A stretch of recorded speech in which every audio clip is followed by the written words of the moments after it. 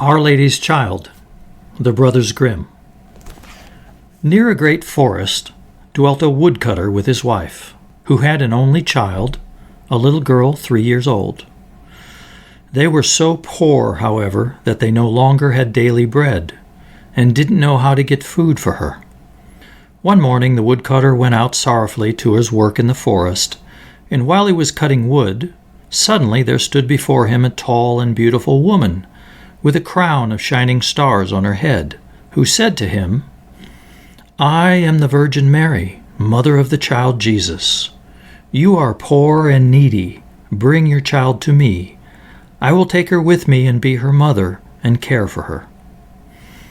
The woodcutter obeyed, brought his child, and gave her to the Virgin Mary, who took her up to heaven with her.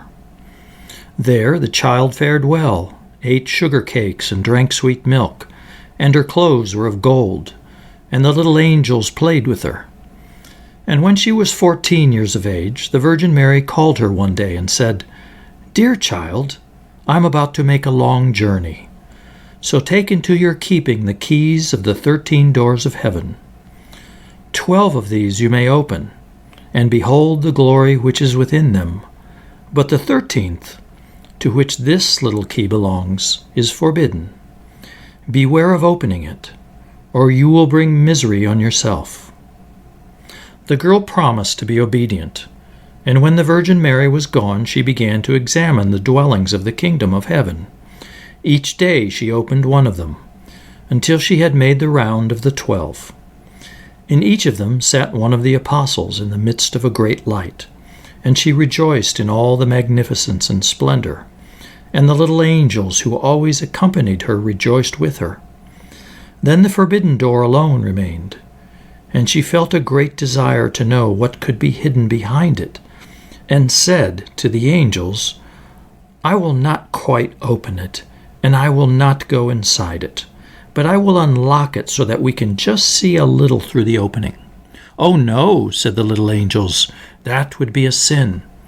The Virgin Mary has forbidden it, and it might easily cause you unhappiness." Then she was silent, but the desire in her heart was not stilled, but gnawed there and tormented her, and let her have no rest. And once, when the angels had all gone out, she thought, "Now I'm quite alone, and I could peep in. If I do it, no one will ever know." She sought out the key, and when she had got it in her hand, she put it in the lock. And when she had put it in, she turned it round as well. Then the door sprang open, and she saw there the Trinity, sitting in fire and splendor. She stayed there a while and looked at everything in amazement. Then she touched the light a little with her finger, and her finger became quite golden. Immediately a great fear fell on her. She shut the door violently and ran away. Her terror, too, would not quit her, let her do what she might, and her heart beat continually and would not be still. The gold, too, stayed on her finger and would not go away, no matter how much she rubbed it and washed it. It was not long before the Virgin Mary came back from her journey. She called the little girl before her and asked to have the keys of heaven back. When the maiden gave her the bunch, the Virgin looked into her eyes and said, "Have you not opened the 13th door also?" "No," she replied. Then she laid her hand on the girl's heart, and felt how it beat and beat, and saw right well that she had disobeyed her order and had opened the door. Then she said once again, "Are you certain that you have not done it?" "Yes," said the girl for the second time.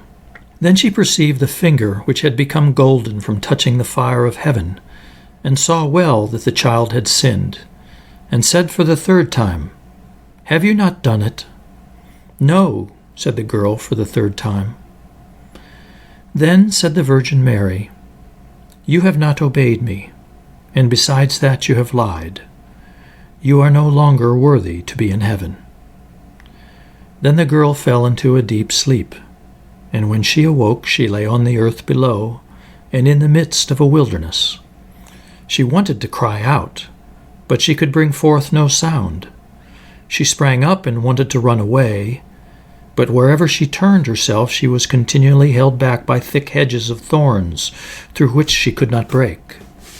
In the desert, in which she was imprisoned, there stood an old hollow tree, and this had to be her dwelling place. Into this she crept when night came, and here she slept. Here, too, she found a shelter from storm and rain, but it was a miserable life, and bitterly did she weep when she remembered how happy she had been in heaven, and how the angels had played with her. Roots and wild berries were her only food, and for these she searched as far as she could go. In the autumn she picked up the fallen nuts and leaves and carried them into the hole. The nuts were her food in winter, and when snow and ice came, she crept amongst the leaves like a poor little animal, that she might not freeze. Before long her clothes were all torn, and one bit of them after another fell off her. As soon, however, as the sun shone warm again, she went out and sat in front of the tree, and her long hair covered her on all sides like a mantle. Thus she sat, year after year, and felt the pain and the misery of the world. One day, when the trees were once more clothed in fresh green, the king of the country was hunting in the forest, and followed a deer, and as it had fled into the thicket which shut in this part of the forest, he got off his horse, tore the bushes asunder, and cut himself a path with his sword. When he had at last forced his way through, he saw a wonderfully beautiful maiden sitting under the tree, and she sat there and was entirely covered with her golden hair down to her very feet. He stood still and looked at her full of surprise. Then he spoke to her and said, "Who are you? Why are you sitting here in the wilderness?" But she gave no answer, for she could not open her mouth. The king continued, "Will you go with me to my castle?" Then she just nodded her head a little. The king took her in his arms, carried her to his horse, and rode home with her. And when he reached the royal castle, he caused her to be dressed in beautiful garments, and gave her all things in abundance. Although she could not speak, she was still so beautiful and charming that he began to love her with all his heart, and it was not long before he married her. After a year or so had passed, the queen brought a son into the world. Thereupon the Virgin Mary appeared to her in the night when she lay in her bed alone, and said, "If you will tell the truth and confess that you did unlock the forbidden door, I will open your mouth and give you back your speech. But if you persevere in your sin and deny obstinately, I will take your newborn child away with me." Then the queen was permitted to answer, but she remained hard and said, "No, I did not open the forbidden door." And the Virgin Mary took the newborn child from her arms and vanished with it. Next morning, when the child was not to be found, it was whispered among the people that the queen was a man-eater and had killed her own child. She heard all this and could say nothing to the contrary, but the king would not believe it, for he loved her so much. When a year had gone by, the queen again bore a son, and in the night the Virgin Mary came again to her and said, "If you will confess that you opened the forbidden door, I will give you your child back and untie your tongue. But if you continue in sin and deny it, I will take away with me this new child also." Then the queen said again, "No, I did not open the forbidden door." And the Virgin took the child out of her arms and away with her to heaven. Next morning, when this child also had disappeared, the people declared quite loudly that the queen had devoured it, and the king's counselors demanded that she should be brought to justice. The king, however, loved her so dearly that he would not believe it, and commanded the counselors under pain of death not to say any more about it. The following year the queen gave birth to a beautiful little daughter, and for the third time the Virgin Mary appeared to her in the night and said, "Follow me."